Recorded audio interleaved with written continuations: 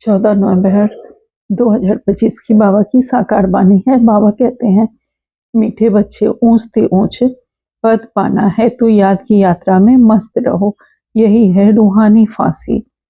बुद्धि अपने घर में लटकी रहे। आज का प्रश्न है, जिनकी बुद्धि में ज्ञान की धारणा नहीं होती उनकी निशानी क्या होगी? उत्तर में बाबा कहते हैं, वह छोटी छोटी बातों में रंज अर्थात नाराज होते रहेंगे। जिन्हें ज्ञान की धारणा नहीं होगी, जो बाबा के ऐसे बच्चे होंगे, वह छोटी छोटी बातों पर नाराज हो जाएंगे, क्रोधित हो जाएंगे। बाबा कहते हैं, जिनकी बुद्धि में जितना ज्ञान धारण होगा उतनी उसे खुशी रहेगी। जो जितना ज्ञान को समझते जाएंगे, धारण करेंगे, उसका स्वरूप बनेंगे, वो उतनी खुशी में, उमंग उत्साह में रहेंगे। बाबा कहते हैं, बुद्धि में अगर यह ज्ञान रहे कि अभी यह दुनिया को नीचे जाना ही है, इसमें नुकसान ही होना है, तो कभी रंज नहीं होंगे, सदा खुशी रहेगी।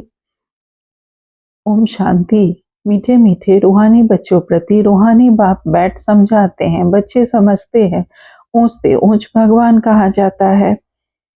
आत्मा का बुद्धि योग घर की तरफ जाना चाहिए, परंतु ऐसा एक भी मनुष्य दुनिया में नहीं है जिसको यह बुद्धि में आता हो कि अब हमारा बुद्धि योग घर की तरफ जाना चाहिए। बाबा कहते हैं, सन्यासी लोग भी ब्रह्म को घर नहीं समझते। वह तो कहते हम ब्रह्म में लीन हो जाएंगे, तो घर थोड़े ही हुआ, घर में ठहरना होता है। तुम बच्चों की बुद्धि वहां रहनी चाहिए।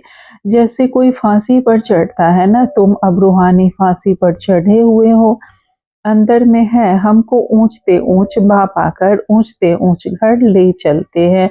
अब हमको घर जाना है। ऊंचते ऊंच बाबा हमको फिर ऊंचते ऊंच पद प्राप्त कराते हैं।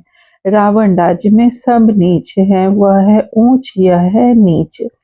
उन्हों को ऊंच का पता ही नहीं है, ऊंच वालों को भी नीच का पता नहीं रहता। अभी तुम समझते हो, ऊंचते ऊंच एक भगवान को ही कहा जाता है। बुद्धि ऊपर चली जाती है, वह है ही परम धाम में रहने वाला। यह कोई भी नहीं समझते हैं। हम आत्माएं भी वहाँ की रहने वाली हैं। यहाँ आते हैं सिर पाट बजाने, यह कोई के ख्याल में नहीं रहता। अपने ही धंधे धोरी में लगे रहते हैं।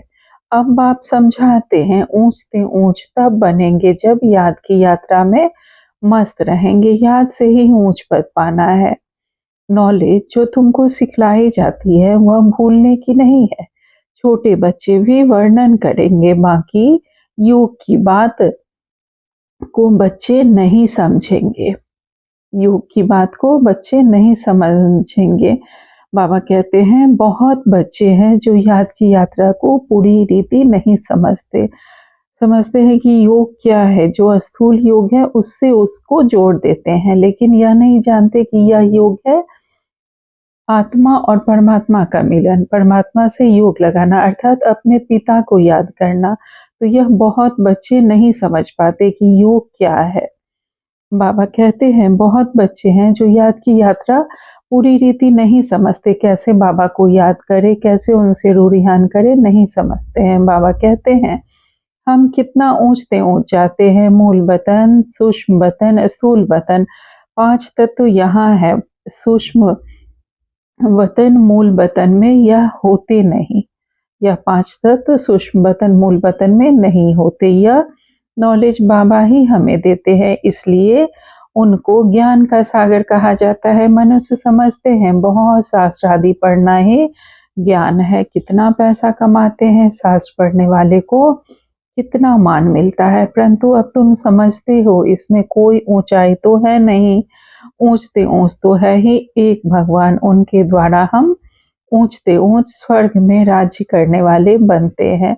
स्वर्ग क्या है, नर्क क्या है, 84 का चक्र कैसे फिरता है, यह सिवाय तुम्हारे इस सृष्टि में कोई भी नहीं जानते हैं। कह देते हैं यह सब कल्पना है, ऐसे के लिए समझना है यह हमारे कुल का नहीं है। दिल शिकस्त नहीं होना चाहिए।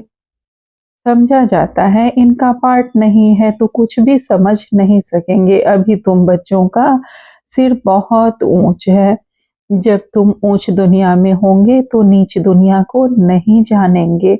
नीच दुनिया वाले फिर ऊंच दुनिया को नहीं जानते। उनको कहा ही जाता है स्वर्ग।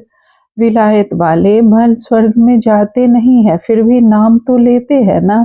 हेवन पैराडाइज था। मुसलमान लोग भी बहिश्त कहते हैं, परंतु यह उनको पता नहीं है कि वहाँ कैसे जाना होता है। अभी तुमको कितनी समझ मिलती है, ऊंच से ऊंच बाप कितनी नॉलेज देते हैं। यह ड्रामा कैसा वंडरफुल बना हुआ है, जो ड्रामा के राज को नहीं जानते वह कल्पना कह देते हैं। तुम बच्चे जानते हो, यह तो है ही पतित दुनिया, इसलिए चिल्लाते हैं, हे पतित पावन आकर हमको पावन बनाओ। बाप कहते हैं हर 5000 वर्ष बाद हिस्ट्री रिपीट होती है, पुरानी दुनिया सो नई बनती है, इसलिए मुझे आना पड़ता है। कल्प कल्प आकर तुम बच्चों को ऊंच से ऊंच बनाता हूँ। पावन को ऊंच और पतित को नीच कहा जाता है। यही दुनिया नई पावन थी, अभी पतित है। जब सतयुग होती है तो पावन, और कलयुग होते होते पतित हो जाती है। यह बातें तुम्हारे में भी नंबरवार जो हैं समझते हैं। जिनकी बुद्धि में यह बातें रहती हैं वह सदा खुशी में रहते हैं। बुद्धि में नहीं है तो कोई ने कुछ कहा, कुछ नुकसान हुआ तो रंज हो जाते हैं। बाप कहते हैं अब इस नीच दुनिया का अंत आना है। यह है पुरानी दुनिया। मनुष्य कितना नीच बन जाते हैं, परंतु यह कोई समझते थोड़े ही है कि हम नीच हैं। भक्त लोग हमेशा सिर झुकाते हैं। नीच के आगे सिर झुकाना थोड़े ही होता है, पवित्र के आगे सिर झुकाना होता है। सतयुग में कभी ऐसा नहीं होता। भक्त लोग ही ऐसा करते हैं। बाप तो ऐसा नहीं कहते सिर झुकाकर चलो, नहीं, यह तो पढ़ाई है। गॉड फादरली यूनिवर्सिटी में तुम पढ़ रहे हो तो कितना नशा रहना चाहिए। ऐसे नहीं सिर्फ यूनिवर्सिटी में नशा रहे, घर में उतर जाए, घर में नशा रहना चाहिए। यहाँ तो तुम बच्चे जानते हो, शिव बाबा हमको पढ़ाते हैं। यह तो कहते कि मैं थोड़े ही ज्ञान का सागर हूँ, यह बाबा भी ज्ञान का सागर नहीं है।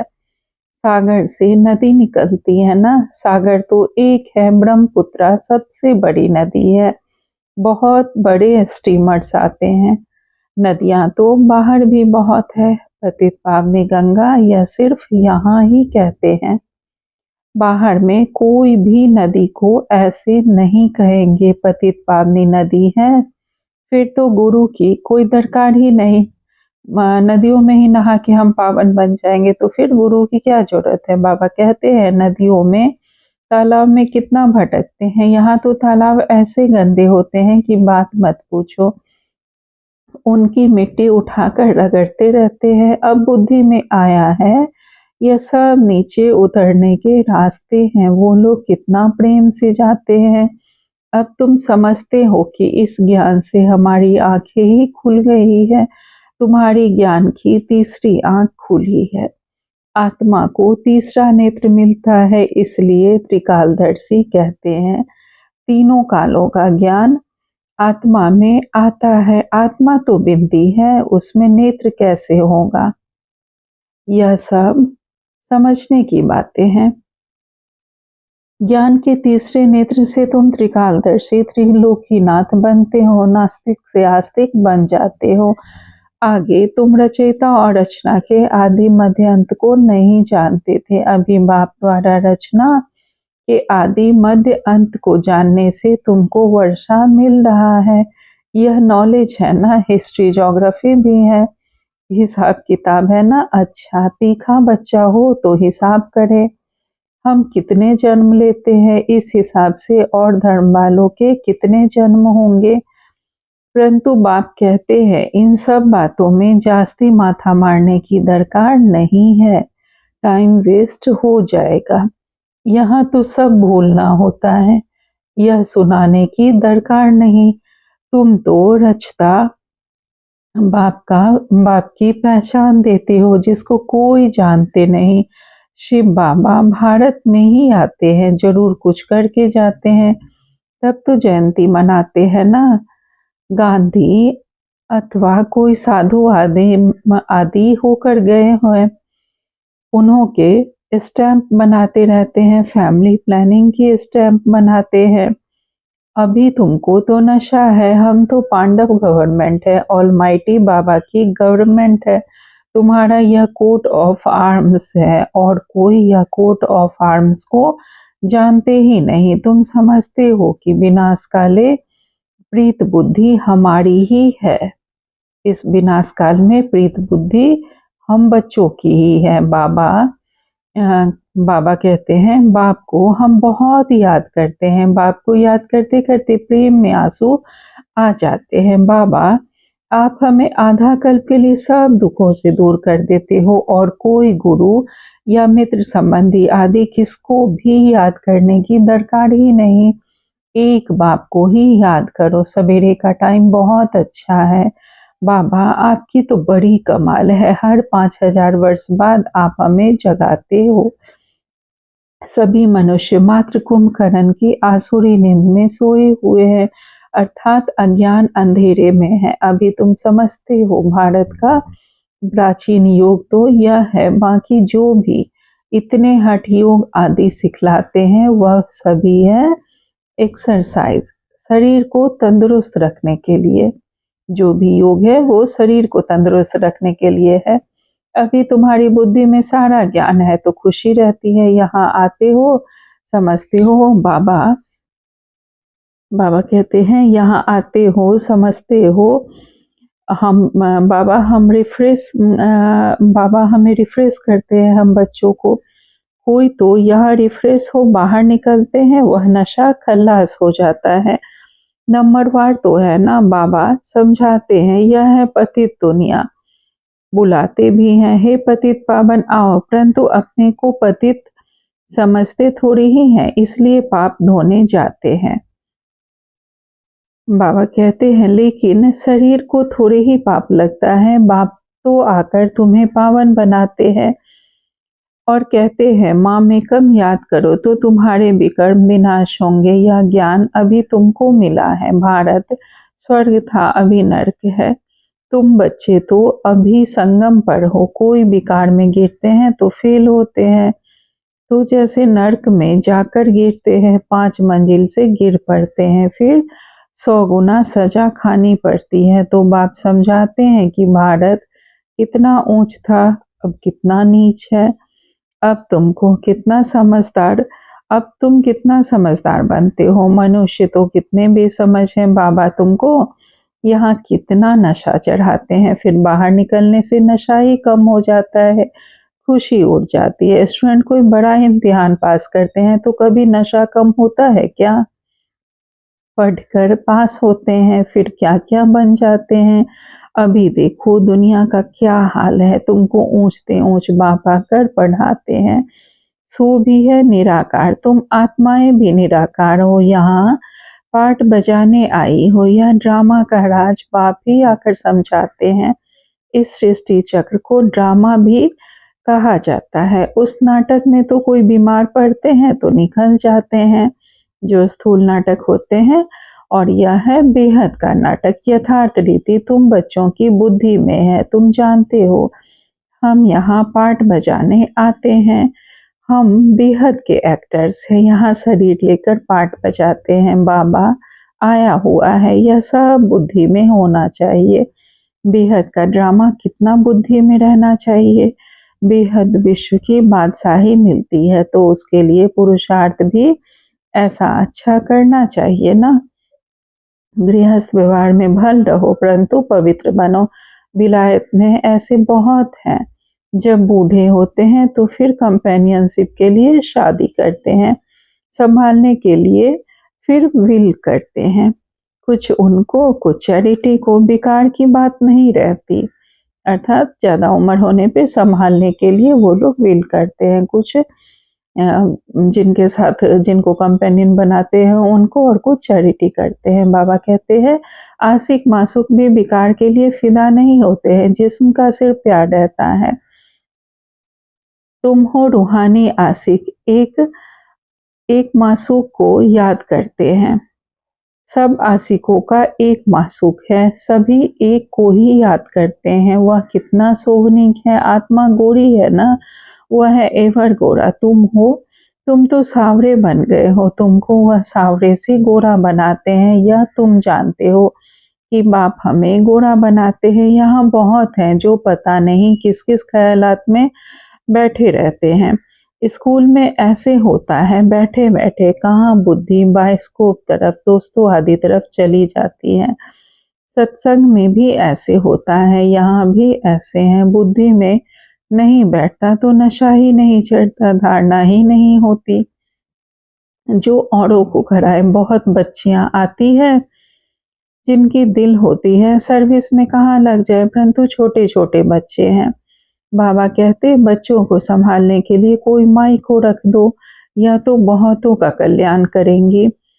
होशियार हैं तो क्यों नहीं रूहानी सर्विस में लग जाए। 5-6 बच्चों को संभालने के लिए कोई माई को रख दो। इन माताओं की अब बारी है ना। नशा बहुत रहना चाहिए, आगे होगा।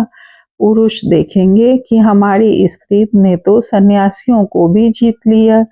यह माताएं लौकिक पारलौकिक का नाम बाला करके दिखाएंगी। अच्छा, मीठे मीठे सिल दे बच्चों प्रति माता पिता बाप दादा का याद प्यार और गुड मॉर्निंग। रूहानी बाप की रूहानी बच्चों को नमस्ते। हम सब रूहानी बच्चों की रूहानी माता पिता बाप दादा को याद प्यार गुड मॉर्निंग और नमस्ते नमस्ते नमस्ते। शुक्रिया बाबा आपका पद्मा पदम शुक्रिया। धारणा के लिए मुख्य सार में बाबा ने आज पहली पॉइंट कही है, तुम्हें बुद्धि में सब कुछ, बुद्धि से सब कुछ भूलना है। जिन बातों में टाइम वेस्ट होता है वह सुनने और सुनाने की अब दरकार नहीं है। दूसरी पॉइंट में बाबा ने कहा है, पढ़ाई के समय बुद्धि योग एक बाप से लगा रहे, कहाँ भी बुद्धि भटकनी नहीं चाहिए। निराकार बाप हमें पढ़ा रहे हैं, सदा इसी नशे में रहना है। आज बाबा ने हमें वरदान दिया है, विश्व द्वारा पूजनीय भव। बाबा कहते हैं अपनी महानता और महिमा को जानने वाले सर्व आत्माओं में श्रेष्ठ विश्व द्वारा पूजनीय भव। विस्तार में बाबा कहते हैं हर एक ब्राह्मण बच्चा वर्तमान समय विश्व की सर्व आत्माओं में श्रेष्ठ है और भविष्य में विश्व द्वारा पूजनीय है। हम सब बाबा के बच्चे पूरे विश्व द्वारा पूजनीय है। नंबरवार होते हुए भी लास्ट नंबर का मन का भी विश्व में, विश्व के आगे महान है। जो लास्ट नंबर के भी बाबा के बच्चे होंगे वो भी विश्व के आगे महान है। द्वापर से हमारी ही पूजा होगी। आज तक भक्त आत्माएं लास्ट नंबर के मन के को भी आंखों पर रखती हैं, क्योंकि सभी बच्चे बाप दादा के नैनों के तारे हैं, नूरे रत्न हैं।